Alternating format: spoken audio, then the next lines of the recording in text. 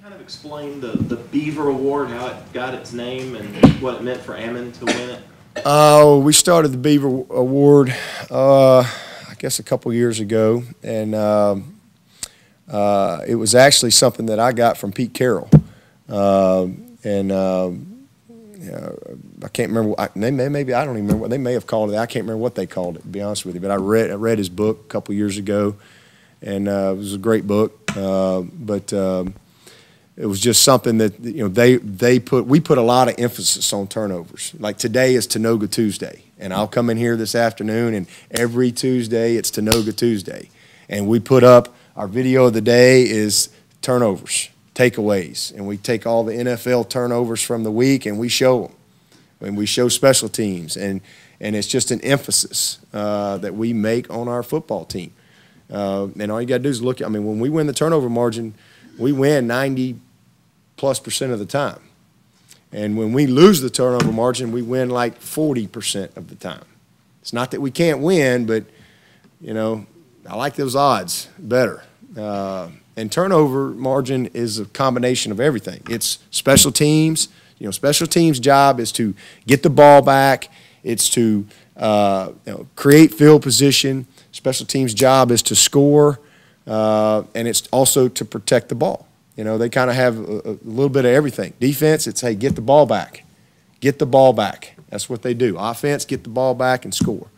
Or protect the ball and score. So it's a combination of everything working together. And so today's Tanoga Tuesday. That's what we do. The Beaver Award is, you think about a beaver kind of, I mean, somebody's got to lay that first log, right?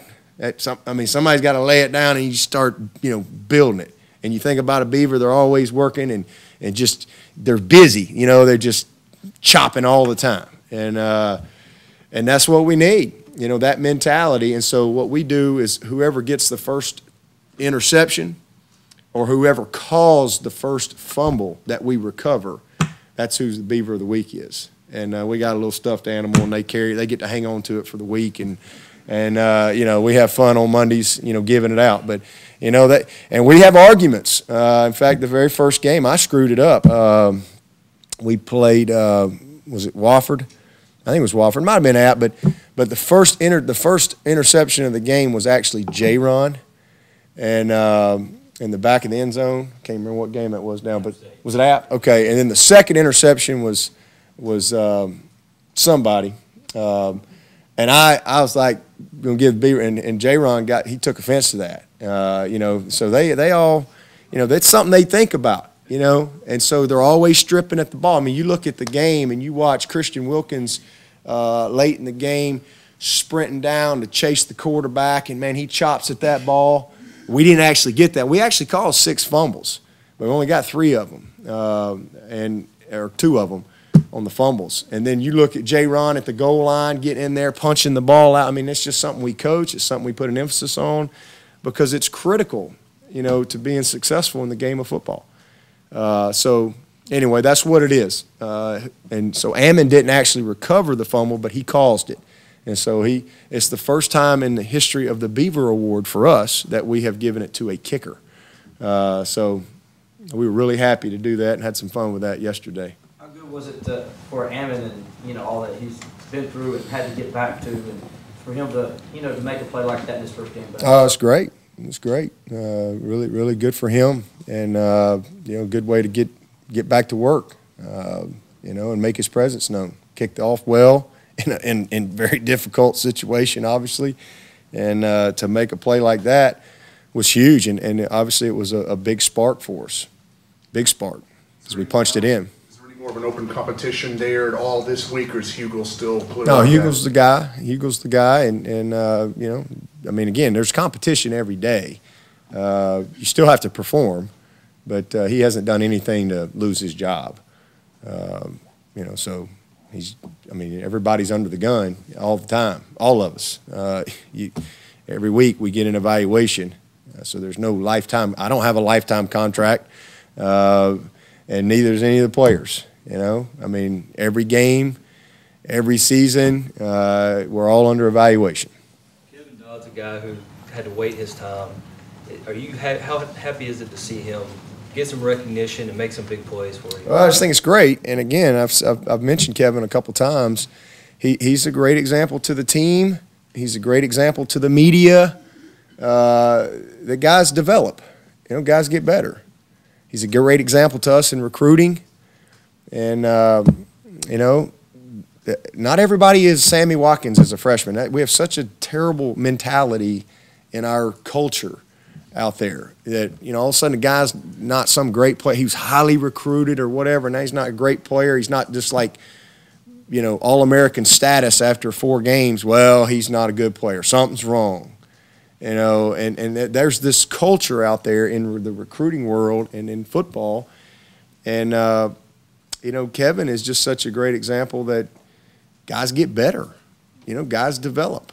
And he was a guy that we really took simply on potential. He really wasn't a very good player. He just had potential. I mean, it's hard to coach size. He had size, he had athleticism, but he really wasn't a very good football player. And he had to develop academically too. He had to go to prep school. He's redshirted here. So, I mean, he's like a 5th-year junior, and it's just fun to see, guys get better. And then he's come in here, and it's not that he wasn't a good player. It's just that, Vic Beasley, Tavares Barnes, Corey Crawford, the Malachi Goodmans. I mean, there's just been a lot of guys in front of him that he's had to be patient. And so for some guys it comes sooner than others. I'm proud of Dodd because he never, quit believing in himself. He continued to prepare and learn from others, being in the meetings, just knowing what to do. And, we saw it. We saw his development, even though he, like last year, he played some, not a lot. But we really felt like, man, this kid is ready to be a good football player. And that's just what happens, and that's what's great about college football to me is because guys they have to leave. And so, you just get to see the development and the transformation. In the pros, you don't really get that. You either can or you can't. And if you can't, they just get you on out of there. Not a lot of development. But in college football, every now and then you get some guys that just show up, and the moment they get here, man, they're just great. But that's not usually the case. So I'm proud of Kevin. He's been player of the game for us twice in 4 games, and he's ACC Defensive Lineman of the Week. And he's just scraping the surface of what he can do, because what you're seeing now is he's getting the fruits of his labor. And so his confidence is just going to grow and grow and grow. And the more confident you get, the faster you get, the more physical you get, the harder you work at it. And that's what you're going to see with Kev.